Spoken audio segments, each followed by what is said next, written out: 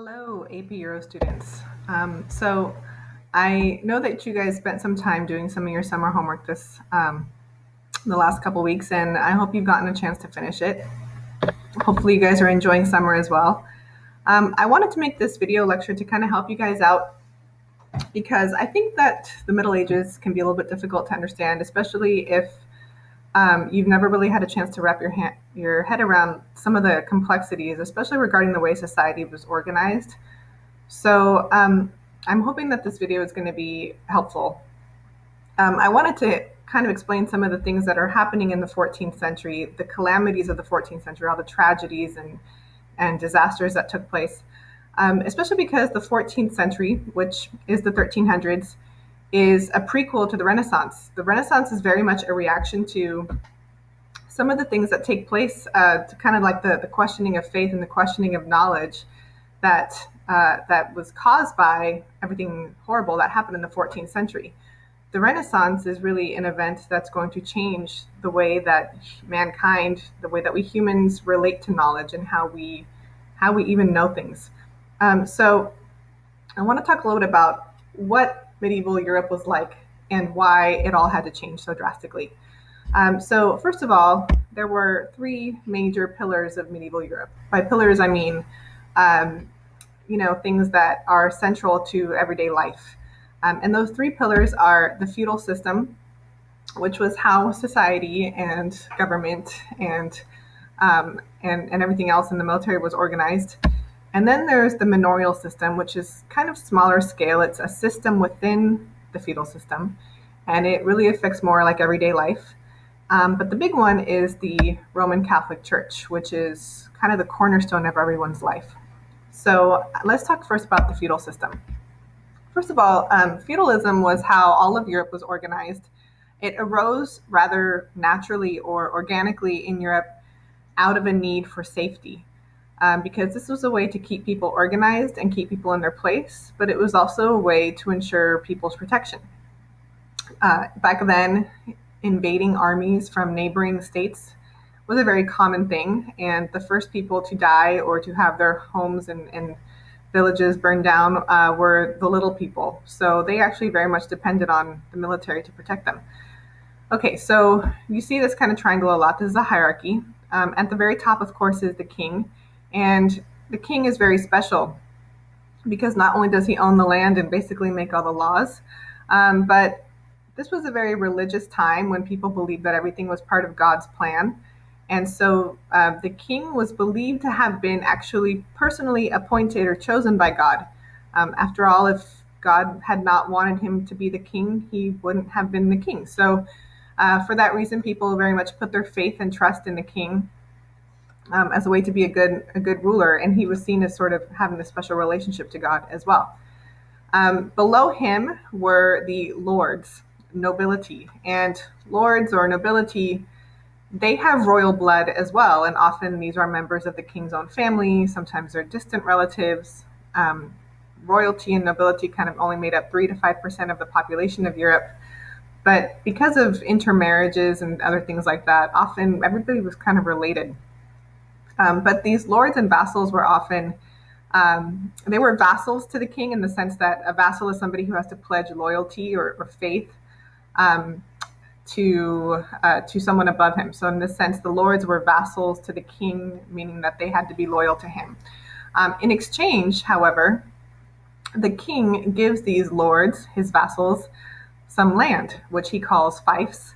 And this land is then kind of partitioned amongst these lords as a way to kind of organize their manors, which we'll get to in just a second, the manorial system. So the problem, though, that often arises in Europe is that some of these lords often were competition for the king. Sometimes lords believed that they could do a better job, or they just wanted to have more power than the king had really given them. So there's a lot of times in history that we're going to see kings going to war or having conflicts with his own lords. And that's going to cause a lot of political intrigue as well. For the most part, though, the lords did faithfully serve their king, because he was the one who gave them their land and their wealth and privilege. So in exchange, of course, the lords provided the king with armies. the lords have a lot of money, and they use that money in order to raise and feed armies. Where do the nobles get that money? From the land that's given to them by the king in the first place. So you can kind of see how they have a very dependent relationship. The nobles also give some land to their professional soldiers, which are knights. Knights are also privileged people below them, but knights are also vassals to their lords and, of course, to their king above them.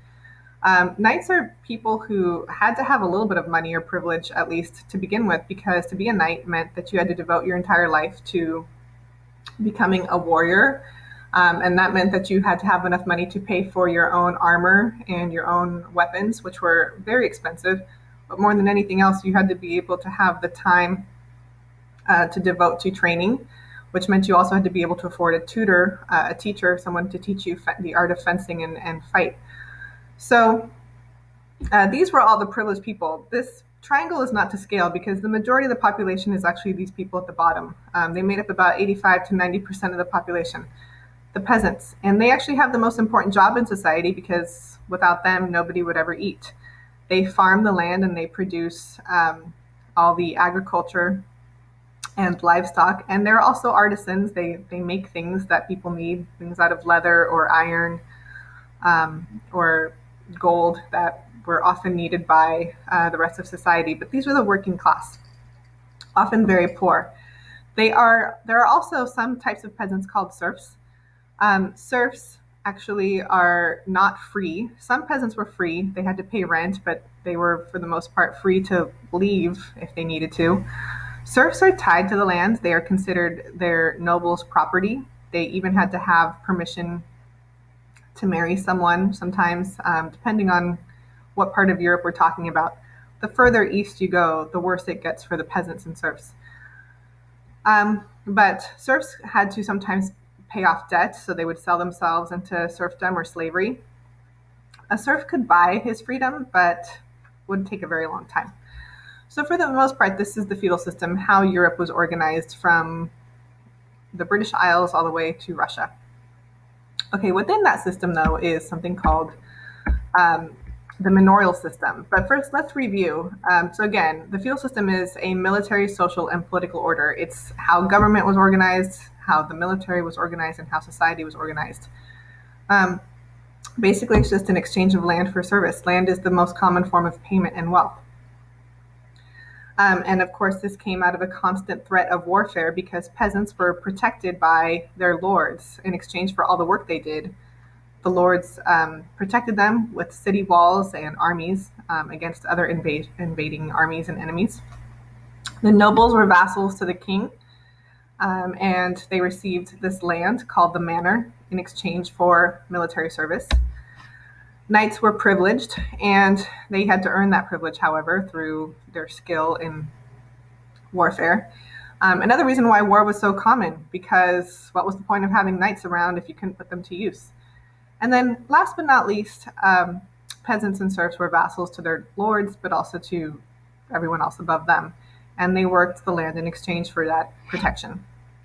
Okay, so again, the manorial system, which is the system within the feudal system, also known as the seigneurial system, which you might see sometimes. That's a French term. French, in seigneur, it means lord or noble lord. So the noble lord of the manor had basically all legal and economic power within his manor or village. Really, this is kind of what medieval villages were like. Each medieval village or town or parish had a noble who lived in the big house, so to speak, and all the land that surrounded that village where all the serfs lived, that belonged to him. It had been given to him by the king. The peasants and the serfs worked that land, and they produced all the food that was needed. But being a peasant was hard because you also had to pay rent and taxes to use land and facilities. So not only did you rent the land that you worked on, and then you had to work in order to survive every year, but you also sometimes had to pay taxes to use like some of the facilities like the mill. For example, let's say you wanted to grind your wheat into flour, so you had to go use the mill for that. You had to pay the lord a certain kind of tax. And so peasants were really the only ones who paid taxes. nobles, kings, and the church really didn't pay any taxes. So peasant life was pretty hard, as you can see here. This is kind of what a typical manor looks like. Again, the big house surrounded by walls, the manor, or palace or castle, as you can see. And then kind of overlooking the rest, you have to have a church, of course, and a mill. And then the serf's house is kind of scattered all around the fields. And then, of course, pasture for all of the livestock that's going to feed people. Um, and usually the knights lived in the manor with the Lord as well. So again, life expectancy for peasants was pretty low, only about 35 years old, and they didn't really have much freedom. One of the things that feudalism and the manorial system did was it kept everybody in their place. There really was very little social mobility. If you were born a peasant, that's what you were going to be forever, and so would your children and grandchildren and so on. You had to get permission for everything, even to get married. And manors, for the most part, were these really self-sufficient communities because everything that was needed was produced on the manor, so nobody ever left their village. It was not uncommon to live your entire life if you were a peasant within the same, 4 or 5 square miles, and never leave. So, okay, this is what everyday life was like. But what was the most important thing in people's lives? Certainly the church. And when we talk about the church in Europe, you really can't separate the history of the church or Christianity, or in this case, the Roman Catholic Church. It's not meant to be any kind of indoctrination. Trying to teach the history of Europe without the history of the Catholic or Christian Church, that'd be like trying to teach about the Middle East without talking about Islam. So trying to understanding the organization and the power of the church is really important. So I'm going to give you a little bit of background here. Excuse me. Okay, so first of all, let's go back to the Roman Empire. Christianity actually became the official religion of Rome in 313 AD, when the Emperor Constantine converted to Christianity and then made it the official religion. He did that mostly to please his mother, who had been a Christian. And then he moved the capital of the Roman Empire to Constantinople, which is now Istanbul in Turkey. But prior to that, Christianity had been a small little cult. It had been this movement that has started amongst the very poor people. And as you probably know, in the Roman Empire, Christians were often persecuted and sentenced to death. And the reason for that, of course, is because Christians worshipped Jesus instead of the emperor. And the emperor didn't like that kind of competition. But once the emperor made it okay, it became the official religion, and it skyrocketed in popularity. The thing about Christianity is that you kind of have to understand too, is that Christianity was a religion that appealed to the poor and to the most humble, because Jesus was poor, and Christianity promised paradise, life after death, with the idea that you could be reunited with your loved ones. It was the idea that you could be a good person and that the meek would inherit the earth. So this was a very popular thing amongst the poorest members of Roman society. But about 200 years after it became the official religion, the Roman Empire collapsed. And it was probably due to the fact that the Roman emperor really couldn't be worshipped as a god anymore, plus a combination of all the invading Vikings and Vandals and Visigoths from the north. But by the time it had collapsed, Christianity had become official, and it had also spread from the British Isles all the way to the steppes of Russia in the east. And when it was all over, the church's leadership was actually seated in the original capital of the empire, which was Rome. So how is the church organized? I mean, in all that time, since it became so huge, of course, it's going to need some organization. It was not just like this little underground cult anymore. So this is how it looks. It should kind of look familiar since we're used to looking at hierarchies now. At the very top of the church sits the Pope, who is the father of the church. Pope actually comes from the Latin term papa, papal, which means head, which means father, right? So the Pope is the father or the head of the church, and he lives in Rome. He pretty much always has, except for that short period of the Avignon papacy, which we'll talk about later. He lives primarily actually in Vatican City, which is a sovereign state within the city of Rome. and Rome is the capital of Italy. So it's a little bit complex. And of course, if you haven't noticed, the Pope actually wears something on his head that looks a lot like a crown. So in a way, he's sort of like a monarch, which is politically significant. Below him are the cardinals, and the cardinals are his closest advisors. They often live in the Vatican with him, and they are his advisors, but he gets to appoint them. Below the cardinals are the archbishops. The archbishop's job is to oversee these large regions. They're really like geographic regions called archdioceses. And the archbishops get to oversee or supervise the bishops. And the bishops, they oversee major cities. So kind of think of like dioceses, which are major cities, and then think of like how the archbishops oversee sort of like counties. I guess you could think of it that way. The bishops oversee these major cities, like the diocese of Paris, or the diocese of Berlin, so to speak, or the diocese of Florence. They supervise priests. They settle disputes over church teachings and practices. They basically get to be the main authorities of major cities, or at least religious authorities. And then below them are the priests. The priests are the ones who are really doing the work with the people. They serve in the villages and manors called parishes. They are the ones conducting the Sunday sermons, or Mass, as it's called in the Catholic Church. They give sacraments, meaning that they give the communion, they perform baptisms and marriage ceremonies, and so on. Their job is also to teach morality, to teach right from wrong to the people, and to be sort of a guide for people's moral compass and spiritual guidance. And then below them, of course, are monks and nuns. And monks and nuns, actually, they live in monasteries or convents. And these are places that are often isolated from the rest of society. Monks and nuns devote themselves to prayer and doing good works like taking care of the sick and the dying. They open hospitals and orphanages. They don't really get paid, so to speak, for that. It's part of their job, simply as monks and nuns. They taught skills to other people, like carpentry was a big thing amongst monks. Jesus was a carpenter and all that. They also did a lot of copying of ancient manuscripts. They're the reason why we still have the works of Socrates and Plato and Aristotle today, because they tirelessly copied them over and over again. They also sometimes worked as missionaries. Okay, so this word keeps coming up a lot in your textbook, laity, or laymen, or lay people, or sometimes just lay. And it really just means common people. People who are members of the church but aren't working for the church, like they're not clergy. And sometimes it's meant to mean like simple or common. It just means because most people back then were not educated. So they had to have the Bible read to them, right? They couldn't read the Bible themselves. So these were people who often attended church, and they were members of the congregation.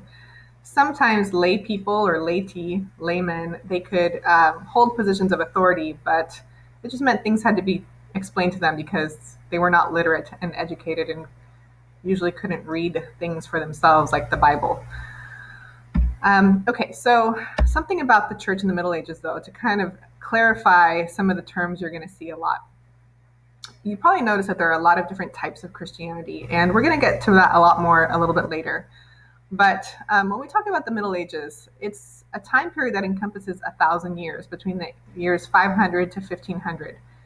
Those aren't exact dates, of course, but 500 was around the time that the Roman Empire ended, and 1500 is around the time that the Renaissance began, therefore the modern world.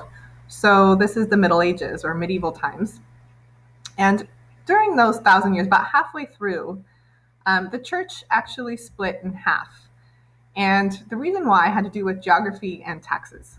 So we get two types of churches. There's the Western European Church and the Eastern European Church.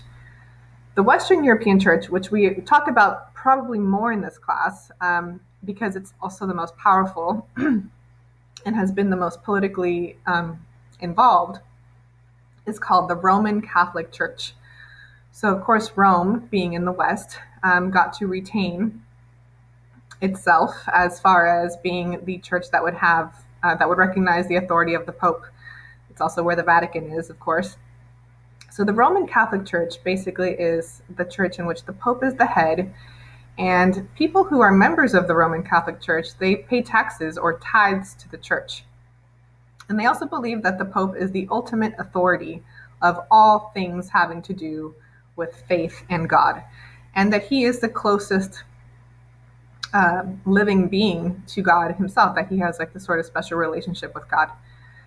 But why did it split? Well, in Eastern Europe, many people believed that they were paying all these taxes to a pope that many of them had never seen in person. Travel was a little different back then. Italy seemed very far away. So paying taxes for them to a pope who was so far away, and in particular a pope who would have some kind of ultimate authority over them, which they didn't even know. And Westerners and Easterners are, culturally very different. So over this conflict, the Eastern and Western Europeans divided themselves religiously. And so the Eastern European churches are often called some kind of Eastern Orthodox church. You've probably heard of some of them. There's the Russian Orthodox Church or the Greek Orthodox Church. And they don't have the Pope, at least not the Vatican Roman Catholic Pope. They may have their own popes. Usually they are bishops or archbishops instead that lead. Sometimes the monarch is also the head of that church. For example, in Russia, the Russian Tsar was also the head of the Russian Orthodox Church for as long as he lived. Another big difference is that in the Eastern Orthodox churches, priests are allowed to get married, whereas in the Roman Catholic Church, priests must take a vow of celibacy and never marry. So some sort of like ideological differences, but for the most part, they believe in the same thing. Okay, so about the Roman Catholic Church. It became very wealthy and powerful, the most wealthy and powerful entity in Europe. That's a far cry from the small, humble, poor cult that it started off as. And it was also, therefore, a major landowner in Europe. Many people paid rent to the church. And because it was so wealthy and influential, it held positions in government. They advised many of the monarchs in Europe. You will often see in history that usually a cardinal or archbishop is seated near, usually to the right of a king. Kings needed religious advisors. After all, they have souls, and they were very much afraid of displeasing God or displeasing the church. The Roman Catholic Church was very powerful because it could control Christians' lives through this fear of eternal damnation in hell. One thing that everybody was afraid of in medieval Europe was hell. And if you think about it, life back then was really hard. Death was pretty common. Life was short and nasty and brutish and violent. So the one thing everyone looked forward to actually was heaven. The idea of not going to heaven was terrifying. So even kings have these immortal souls that they want to go to heaven as well. So everyone took the church's authority very seriously.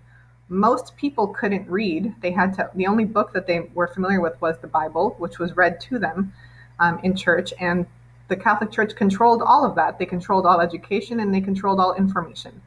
So for the most part, the Catholic Church really had it made when it came to getting people to obey their authority.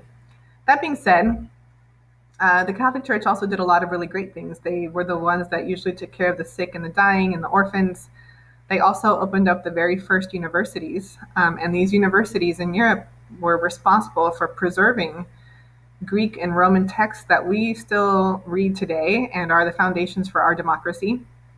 The works of Socrates, Plato, and Aristotle, and Euripides, and all these other ancient Greeks and Romans that are the source of so much of our ideas were preserved by many of these monks and in these universities, also by many Arab scholars as well in the Middle East.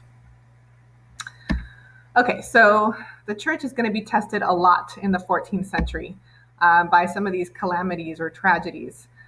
First and foremost, the Black Death, which is going to cause a lot of people to question their faith in God. And the 100 Years' War, of course, this had to happen at the same time. Take the worst plague that's ever happened in the world and add to it, of course, a horrific war that takes place between England and France and causes all kinds of devastation and destruction.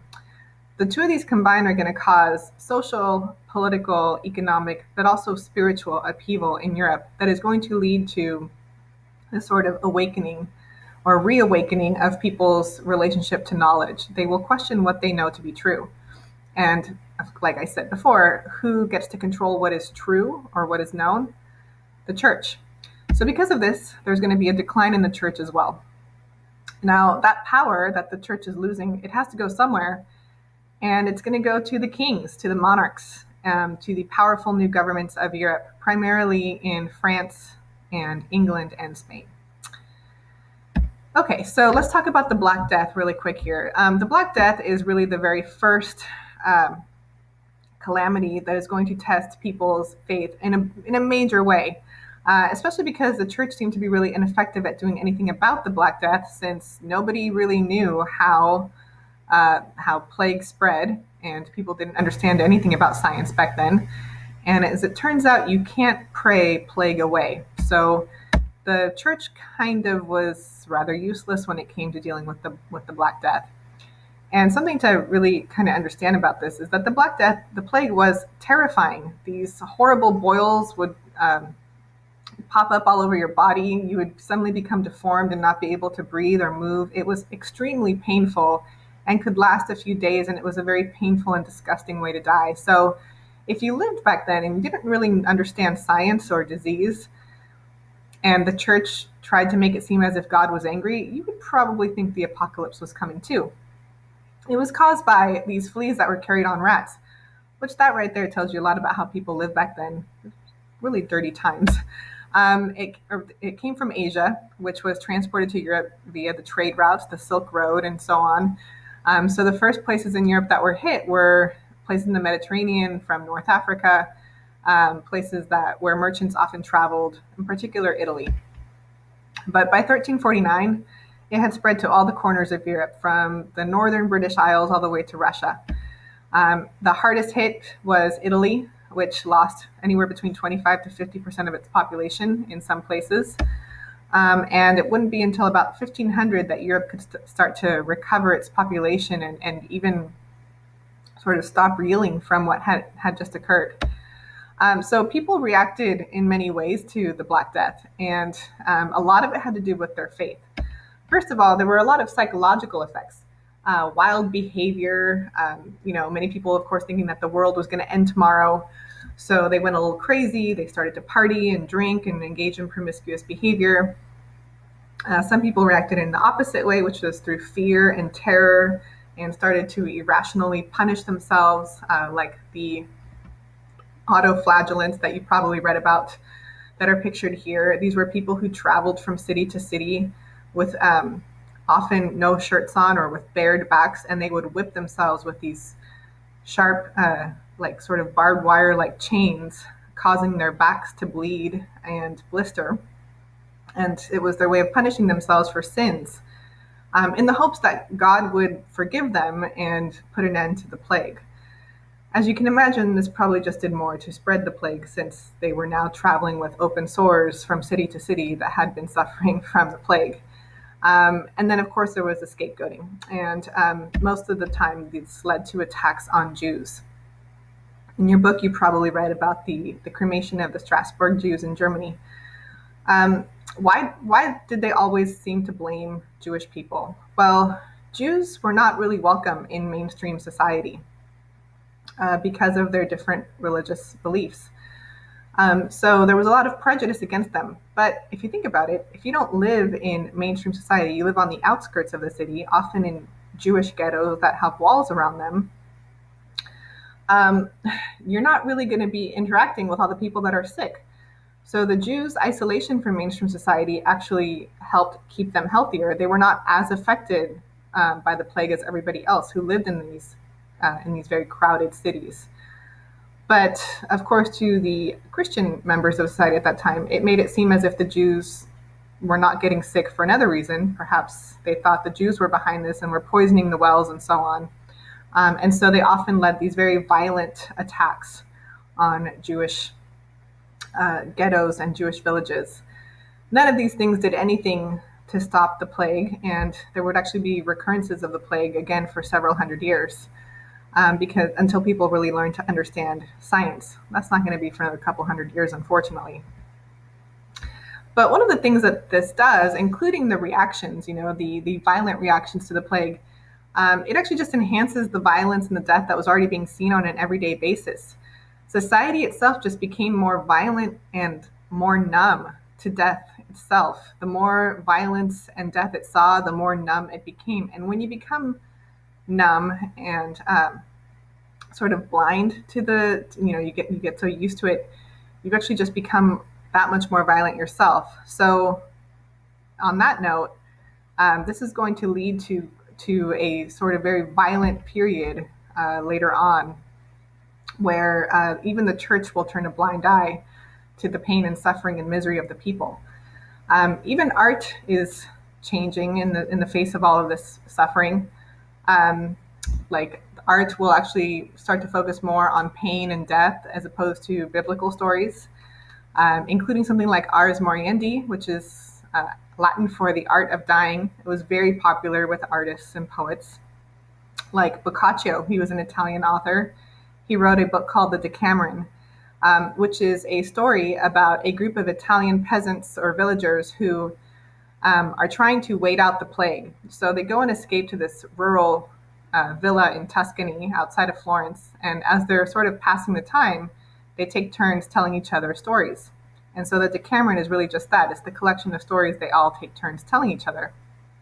And the stories range from very serious and tragic and spiritually challenging to funny, kind of R-rated adult humor-like stories. And it became a very popular book back then. And it has actually been retold many times ever since. So the consequences of the plague, though, mostly economic, but also social and political as well. First of all, there was a massive labor shortage because most of the people who died were peasants. So there were fields where food was rotting because there weren't enough people to pick it. Of course, this is going to lead to a decline in the price of food and rent, since there's more food than there are people at this point, and not enough people to pay rent to the lords. So this also, of course, leads the noble lords, who are now suffering from this. I mean, a decline in the price of food and rent is good if you're a peasant, but it's bad if you're a noble who depends on this for income. So they reacted to this by trying to raise taxes, and also by trying to lower wages back to what they had been before the plague. This leads to some major peasant revolts. And some of the more famous peasant revolts that are mentioned in your text, like the Jacquerie in France, the English peasant revolt, or the Ciampi in Florence, which was actually amongst wool workers, not farmers, all of them were crushed. That usually is what happens to peasant revolts. I mean, after all, peasants don't have armies, nobles do. So peasant revolts are seldom ever successful. However, just because you crush a revolt doesn't mean that you crush the spirit or the sentiment that created that revolt in the first place. So this really is going to usher in this age of social conflicts that really never have stopped and have continued even to this day. The idea that a group of people, poor as they may be, can mobilize in search for justice is something that is going to drive the wheel of history from this point forward. So anyway, I'm going to actually end this here. I think I kind of spoke long enough, and I'll do another one on the 100 Years' War and the Avignon Papacy. I hope that you have found this to be somewhat helpful. If you have any questions, please let me know, and I will see you guys very soon in class.